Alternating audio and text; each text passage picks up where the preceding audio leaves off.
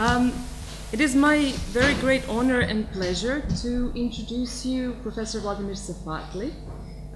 He will be presenting today's lecture on a different kratos for the demos within our annual seminar devoted to the questions of critique and violence.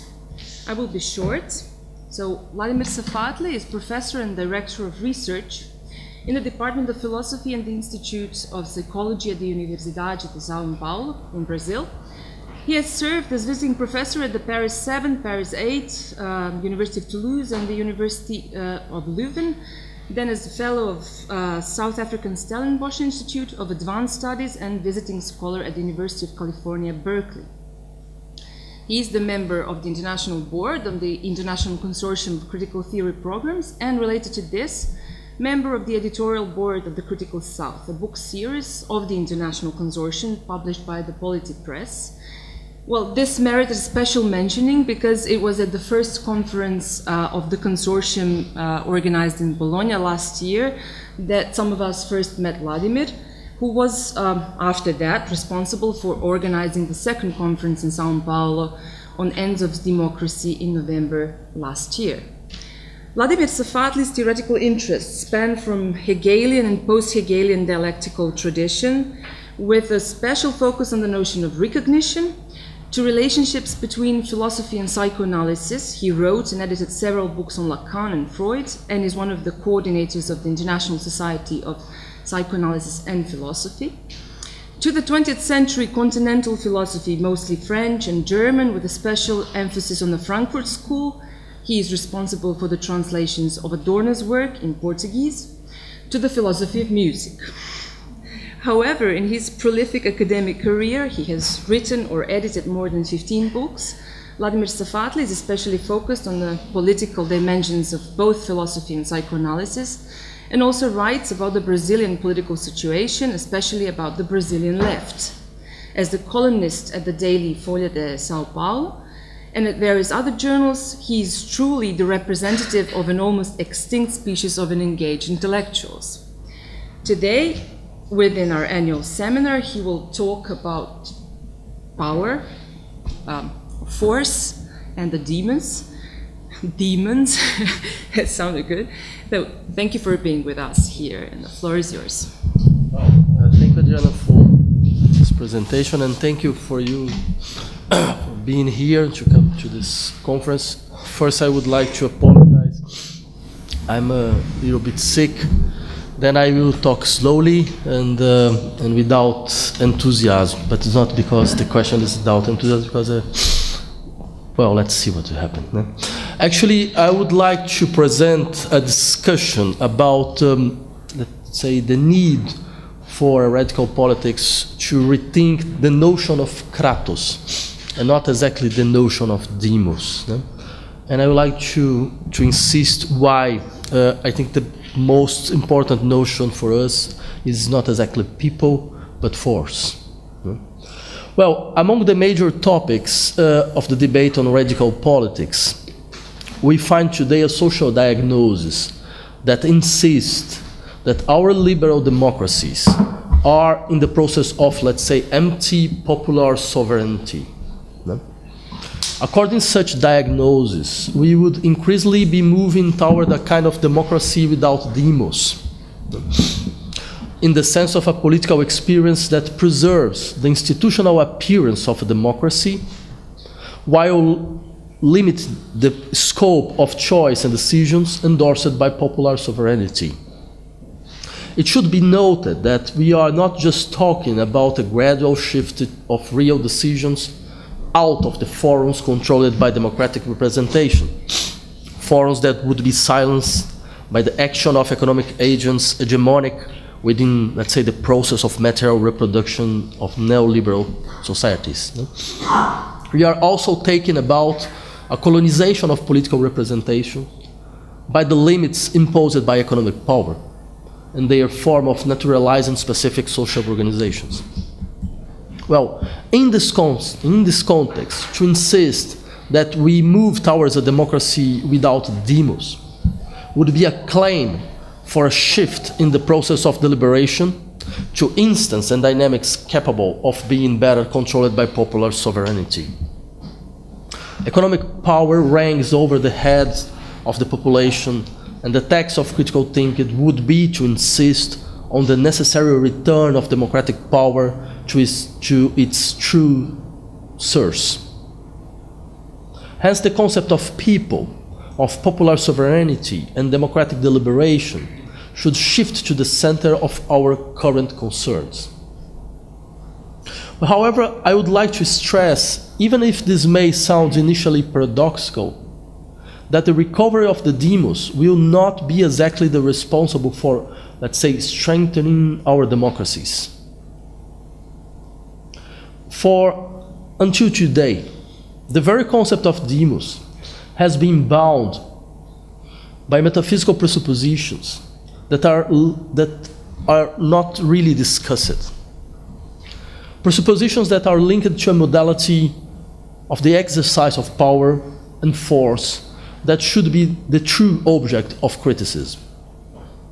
The basic assumption I would like to make is there is no point in discussing the ways that the need to shift the true center of deliberations on modes of social governance if the very concept of deliberation is not criticized.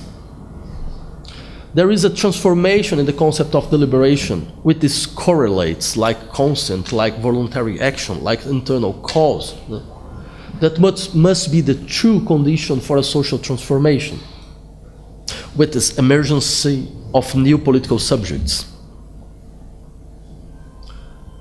Well, let's, for example, remember how, since at least Aristotle, we understood the deliberation, the boulesis, concerned as something concerned with what depends on our will to be realized. We don't deliberate, for example, on the solstice or on the sunrise. We deliberate on what can be done in various ways, or what is undetermined. For this reason, deliberation will be defined as the rational search for the means to an end. Because it is a rational search for the means, deliberation is the most typical exercise of the representative capacity of consciousness. For better to deliberate, I should submit all features of the experience to the representation. It is only through this strategy that the decision can be formed with this non-violent consent. In a way, the scheme has remained the same, remaining as, let's say, the true foundation of the understanding of emancipated political action.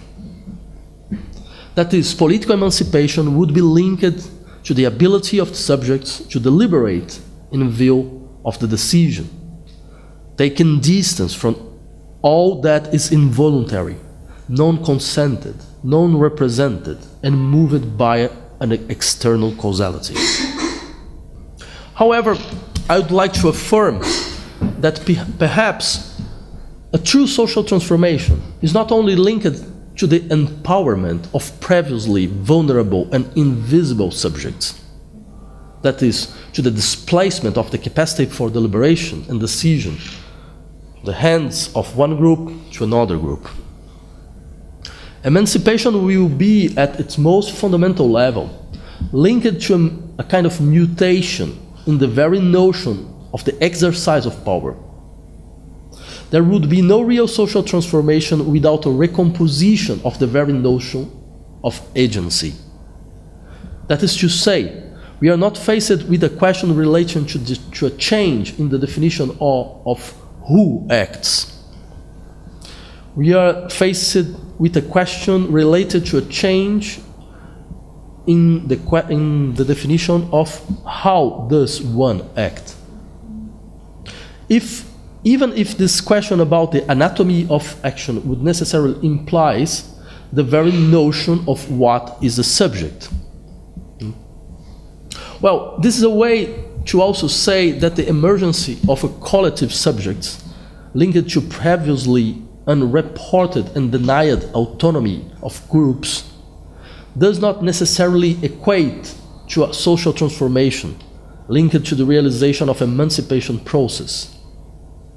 If we think on emancipation from the paradigm of adulthood, for example, of being the position of a subject of rights, a subject of the law, then we may have the impression that the mere submission to the self, to the form of the individual who has rights and is recognized in his majority of deliberation and decision, it may imply in structural social transformation.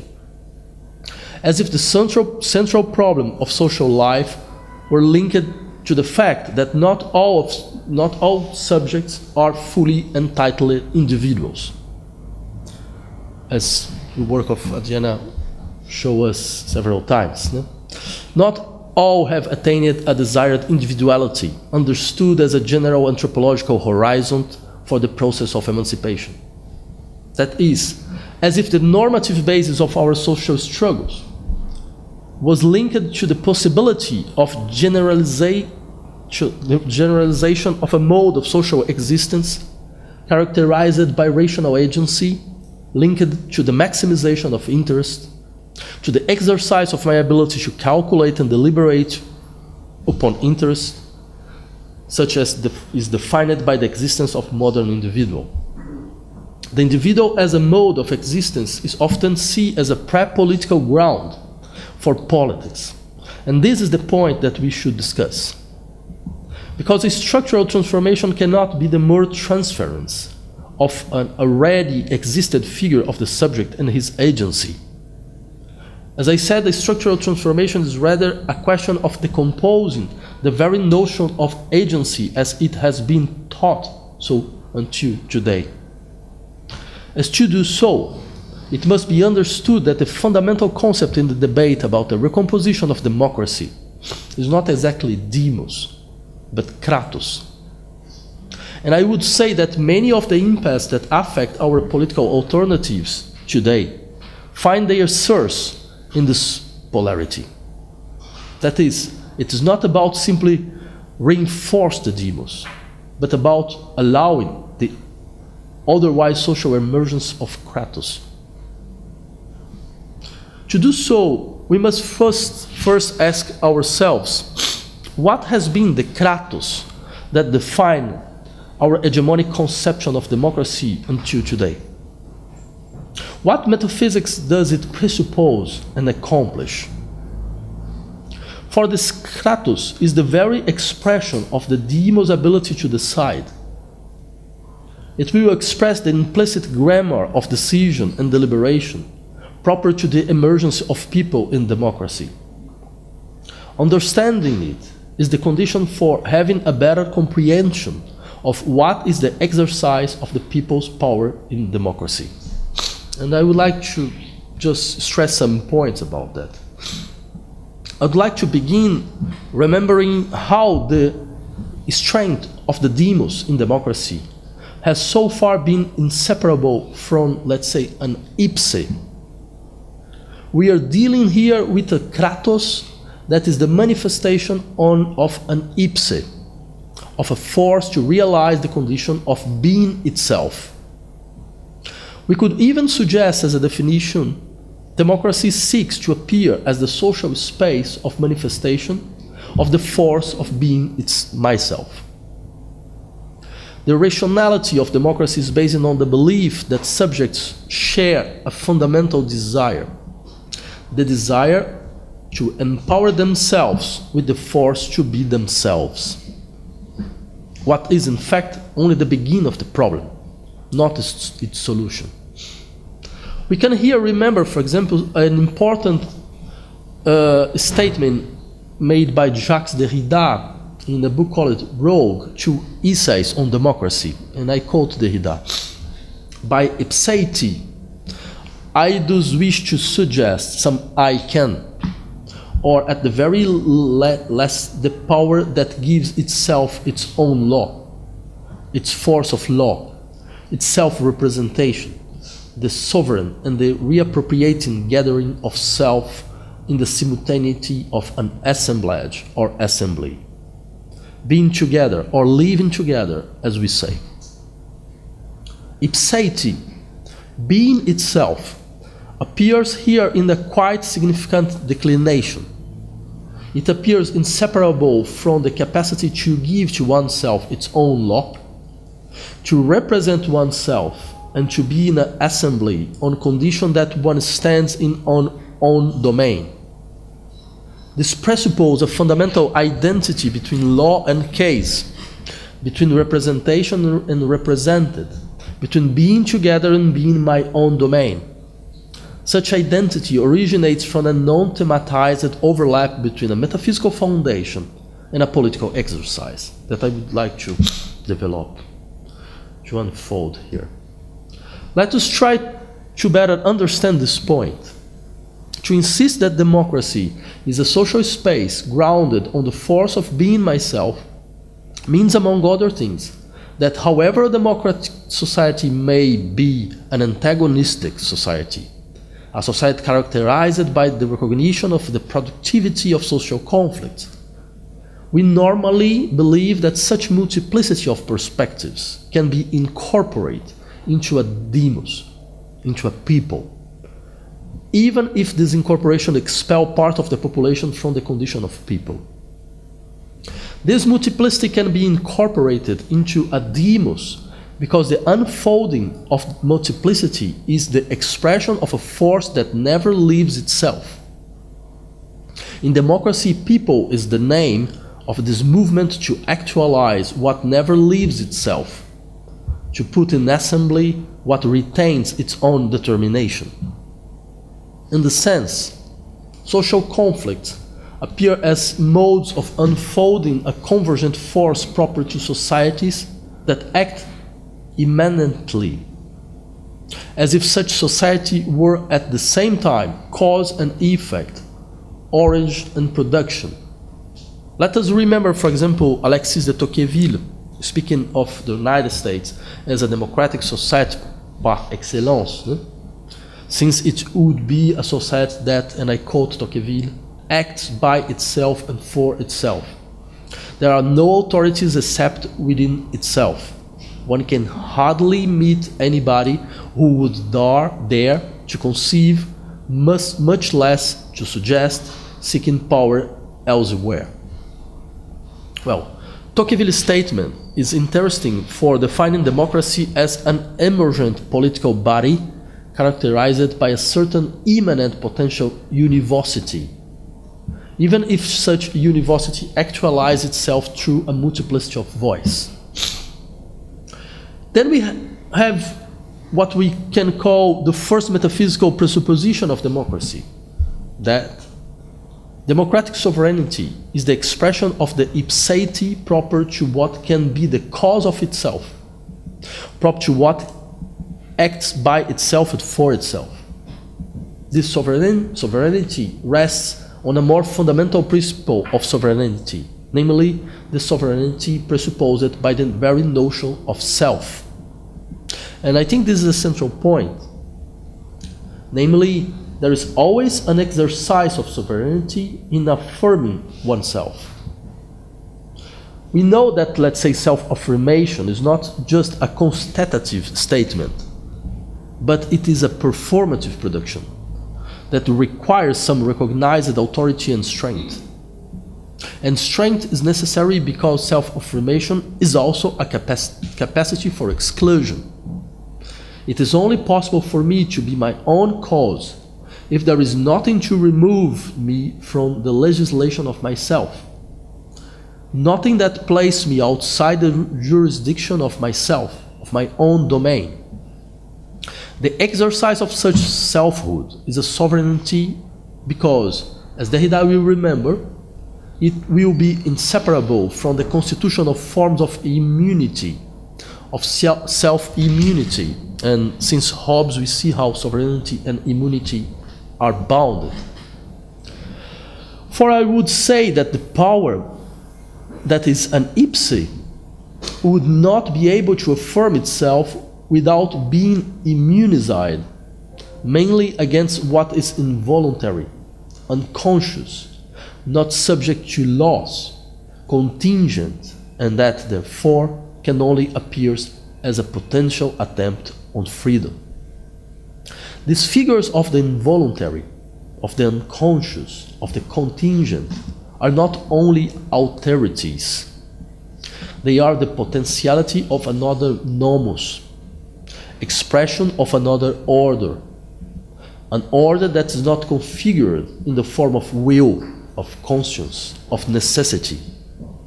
Therefore, there are the manifestation of heteronomy that calls into question what we mean by agency, by activity. They break the force that appears as mine.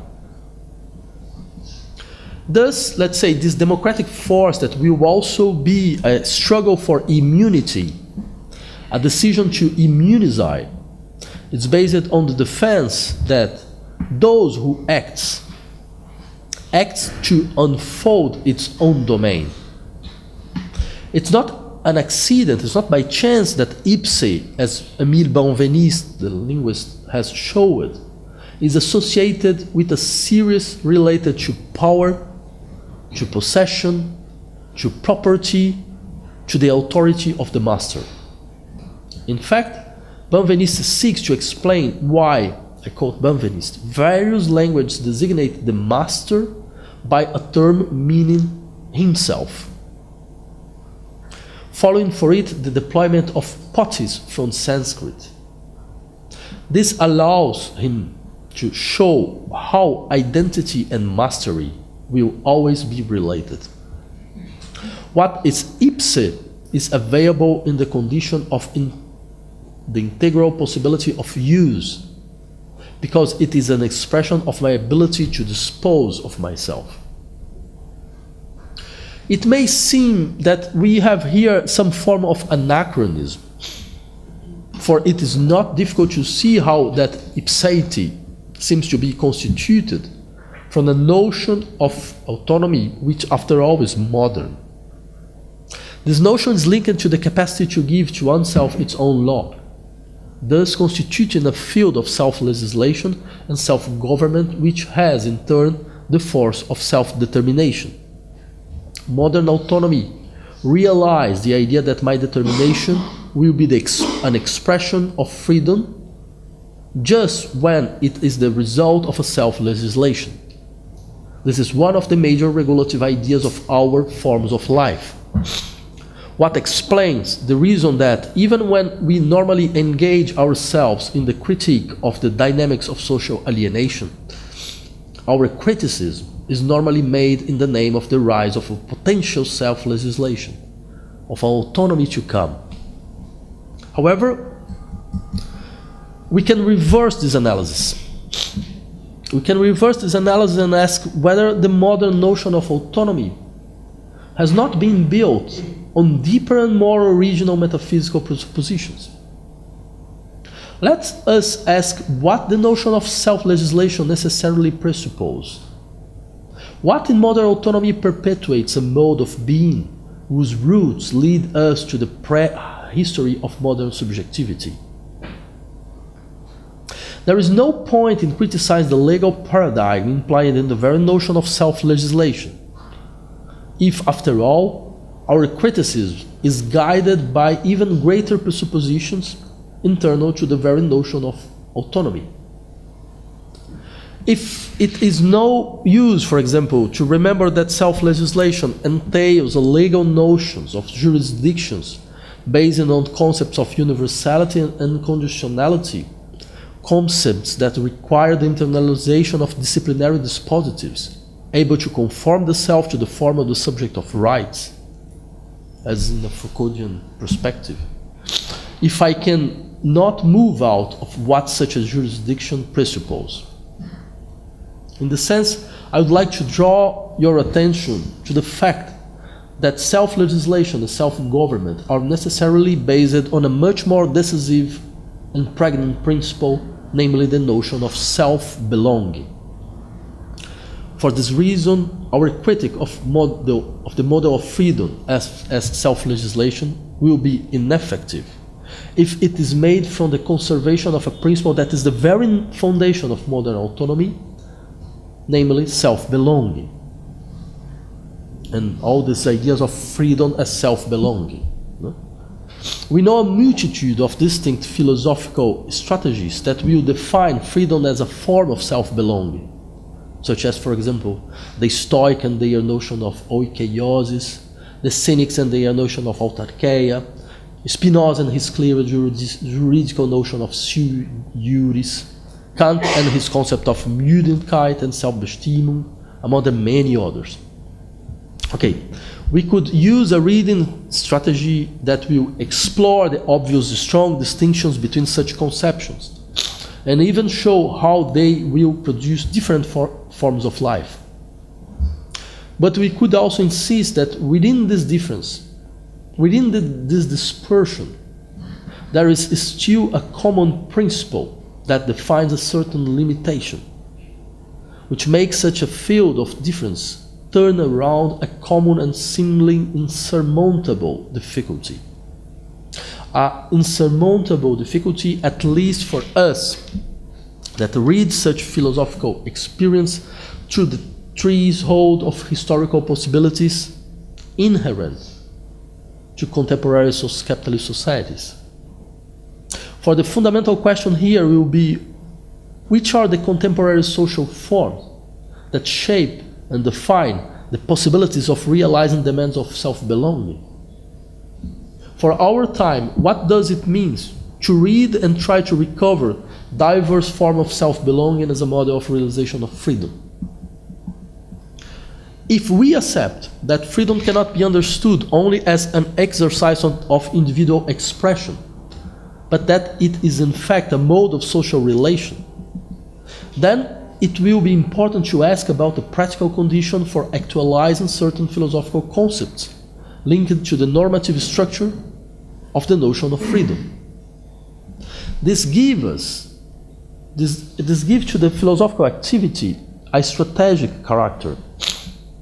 There are historical situations in which it is impossible to make certain concepts explicit, at least if we want to preserve the potential of emancipation that they were once able to express. There are certain things that we can no longer speak, or if we want to accomplish them. No? Well, you know this Austin statement, there is things that we can do with words, and I would say, well, but that are things that we cannot do with words. It means that we cannot name if we want to preserve them. No? And I believe that such a presupposition holds for the multiple and diverse forms of freedom as self-belonging. Because we can accept that one of the major impacts of let's say, of the capitalist society would be a kind of colonization of all forms of self-belonging by the generic notion of property. For in present historical conditions, it's not possible to insist on a form of belonging that is not expressed under the regime of property. Within our capitalist societies, all forms of belonging and possession were colonized by a general form expression in property relations. Self-belonging is for us equal to self-ownership. It would not be possible for a reflection, for a thought of political philosophy to ignore this historical situation. It would not be possible to ignore that there is something like a metaphysical force of capitalism, that is a way proper to capitalism to conform the general possibilities of existence and of relation upon the regimes of property and commodification. Okay, if we accept this idea, then we will be forced to ask ourselves, what means to exercise a force that is an experience of self-belonging? For it is probable that we are obliged to say that such force will always be necessarily linked to the submission of the exercise of power, to the affirmation of what comforts me within the limits of my property and identity. This power confirms social life in the illusion that it can be dealt just with what circulates, always in the form of the proper. Therefore, this exercise of power will necessarily be the affirmation of a possession. However, it must be emphasized that in an effective democracy, a democracy yet to come, agents will be in continuous dispossession of themselves, to be able to implicate themselves with process that deconstructs the person system of determination and its property. Effective democracy, I would like to stress this point, could not be the affirmation of self-ownership. Instead, democracy would be the emergence of a political space deprived of relation of property, even of self-ownership. Such dispossession of properties is the condition to incorporate processes that continually withdraw individuals from their supposed identities, process able to create a field of generic implication. There is a social plasticity within effective democracy that we do not know yet. But what can this concretely mean? Okay, let us first recall some characteristics of kratos. If we follow again Benveniste, we will see that initially kratos means force or power. But the Greek terms for force are several. Bia is iskos, stenos, auke, dynamo, dynamis. What then is the specificity of the force that is a kratos? Starting from certain relations with alke, Benveniste reminds us that kratos is usually linked to the superiority of one who affirms his strength over others. It may be the superiority of physical strength, superiority in combat, but it may also be superiority in the assembly, in an exercise of power proper to the king or to the chief. There are thus two values of kratos: superiority, prevalence in a test of strength, and power of authority. These values, of course, denote a hero quality, in the Greek sense. However, by going from the noun kratos to the adjective krateros, a significant change occurs. For the adjective can also mean hard, cruel, violent, in a sense that is far from being a compliment, because it indicates what causes suffering, what hurts, what destroys. Benveniste even speaks on two semantic groups that must be seen separately. If the former designate a political and moral quality that compose mastery, the superiority, the power of authority, the latter never evolves to a political or moral quality. And this is interesting because the wisdom of the Greeks brought together political activity and the exercise of cruelty, the imperial submission to the will of another, and they bring this to the same term. The formation of authority appears as an always possible submission to the will of the other.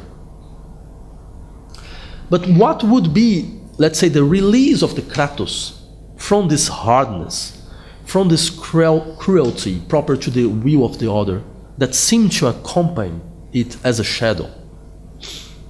We know the liberal way to get out of this impasse. It goes through the refusal of a common force, other than the agreement, the association between individual forces. Even the scheme of the emergence of a general will in Jean-Jacques Rousseau, for example, does not escape this strategy. You know that the general will is a kind of collective individual force. It may sound a paradox, but okay. But philosophy is made by paradox. Because the limitation of the cruelty of the exercise of force is possible just through the recognition of the field of properties of each individual or through the calculation that each individual makes between what he loses by adhering to common force and what he gains. And this is interesting because this was, let's say, the base of Rousseau's argument. It's an argument for individuals. So look what you get and what you lose and make the calculation. Then you see that to be in the general will is much more wiser, let's say, for individual perspective. This is a calculation always made by individuals and their conscious system of representation. Okay, such a strategy prevents us from asking the question of another type of cruelty. The cruelty necessary for reducing the existence to the possible forms of what appears always as an object of individual property.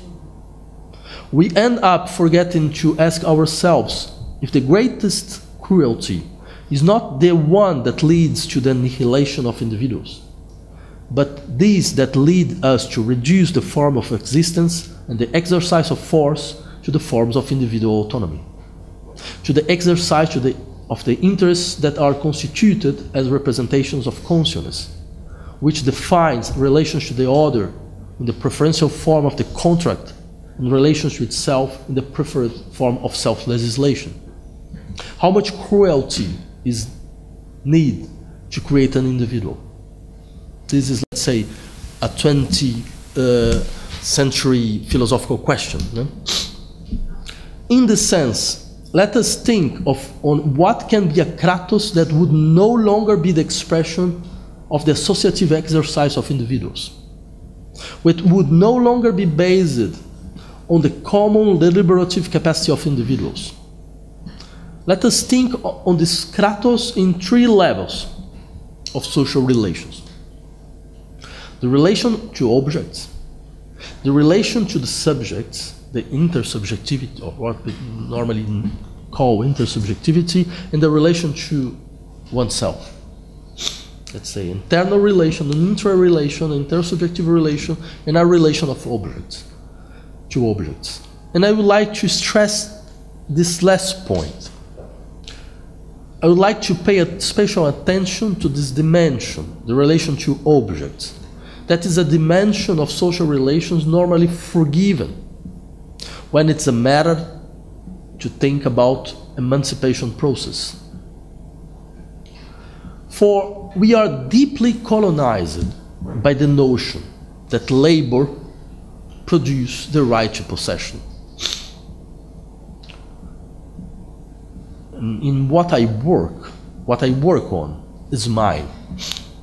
You remember the second treatise of government Locke. A people as a collective political subject, as a collective worker, should also appear as the owner of objects in which a people works. Following this scheme, social emancipation is usually understood as taking possession of objects. Taking possession of objects whose source of existence are my work, or the work of the people on which I am a part. That is, things appear here as what is at the service of a person, what can be submitted to a relationship of person's ownership. We see here an emancipation that does not escape the generalization of the relations of ownership connected to property.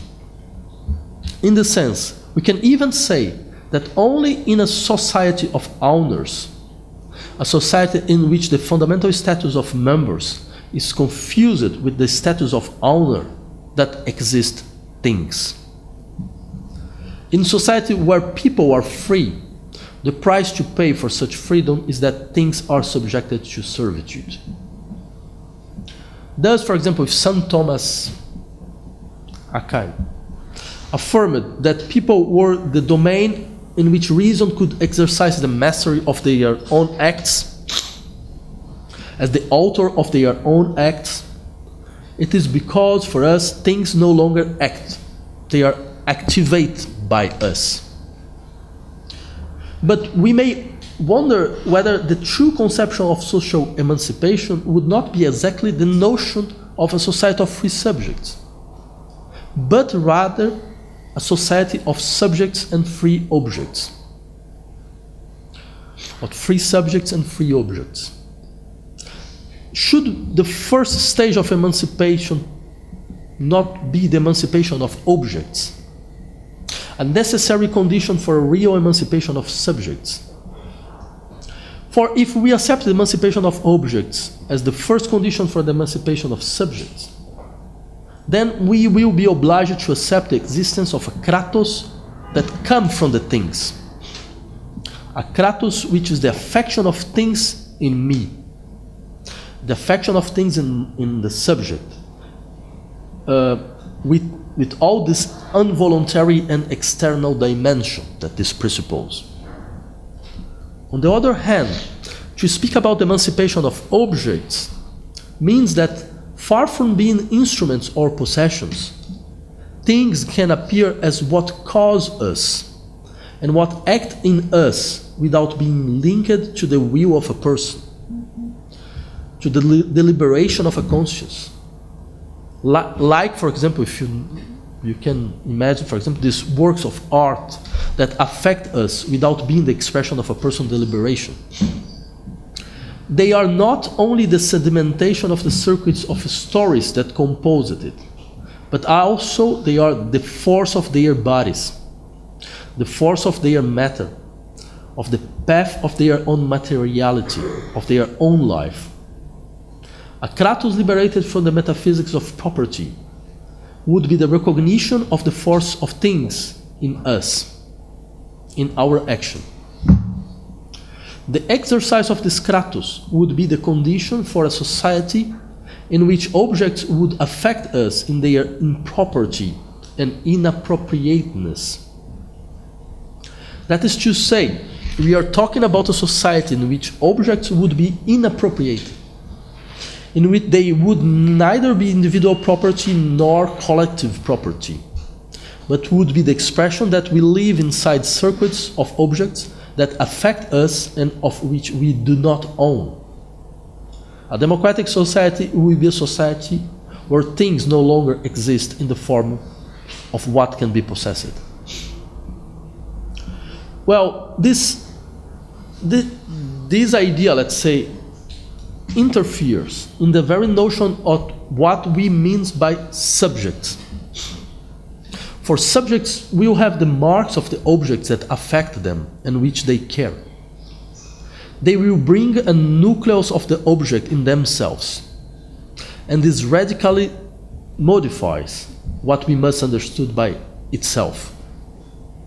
This emergency of a new political subject is inseparable from the emergency of decentrary subjects. It means subjects decentrary by what appears to them as involuntary, non-consensual, and opaque as an object. On the other hand, a kratos no longer connected to the force of remaining identical to itself would be the exercise of acting upon what dispossesses us. This means acting upon what constitutes our formation as a people. For this force would not constitute a collective identity, nor an interdependence based on the necessary solidarity before the recognition of our vulnerability. This model of the cooperation of autonomous subjects is still very dependent of an agency model marked by the domain of the self, by the disciplinary domain of the self from the conscious definition of our system of interest. However, a kratos liberated from this metaphysical presupposition would open us to the possibility of relying on actions that deprive us of the condition of agents bearing interest. Politics can become the space for the constitution of identities and for the emergency of a common that is not only the limitless extension of the potential of human relations, but is also the integration of what has hitherto been understood as non-human or understood as a thing. Let us remember, for example, the young Marx talking about a multilateral connection to nature that could free it from the condition of mere object, opening the social experience to a different way of thinking the dialectic between nature and history. Let's recall how the French Revolution brought the recomposition of the relations between reason and madness. Let's say, remember the Pinel affair. Even brought the possibility of a racial indifference that could make these things that were the ancient slaves the true enunciators of the revolutionary ideals against the Napoleonic troops, the 1804, and the fight between Toussaint de Louverture and the Napoleonic troops. Let us recall how the Russian Revolution even came to discuss the abolition of marriage as a way of opening up social life to the plasticity of relations between free subjects. All these examples show how there is a biopolitics that another kratos liberate from its disciplinary ties. Well, to conclude, I would recall that such statements may sound, at least for some, too generic. But I would argue that this is not a problem. Adorno recalled once that the anticipation of the form of the reconciled society is an attempt against the reconciliation itself. For mutilated subjects that we are, we cannot imagine what social freedom is without designing modes of organization that are proper to a situation of civil war like this that we live in our daily class struggles, in our struggles against state violence embedded in our liberal democracies. To keep silence about what will be the government of another kratos is not impotence, but trust. Trust on the plastic force of politics and its multiple localities. The theory may lead us to believe that we have the desire and the ability to do much more than we have done until now. Theory can say that we have not yet gone so far with our force of negation, but it cannot anticipate what a refuse all projection. For theory relies on what only emancipated practice in its local context can produce. It's that. Thank you so much.